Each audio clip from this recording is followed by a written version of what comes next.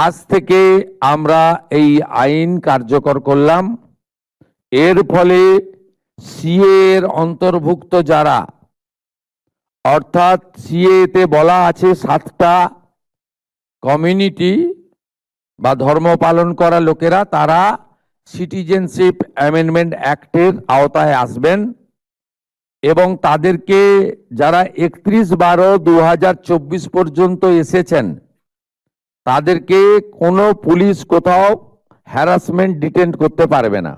CA এর আওতায় যারা নেই তারা হলেন কমপ্লিটলি অবৈধ অনুপ্রবেশকারী ইনফিল্ট্রেটার্স। তাদেরকে সরাসরি রাজ্য পুলিশ গ্রেপ্তার করবে এবং ডিটেন করবে এবং হ্যান্ডওভার করবে বিএসএফ এর হাতে। এবং বিএসএফ তারা বিডিআর এর সঙ্গে কথা বলে তাদেরকে ডিপোর্ট করার ব্যবস্থা করবে, অর্থাৎ ডিটেক্ট, ডিলিট, এবারে ডিপোর্ট। এই আইন আজ থেকে কার্যকর হলো।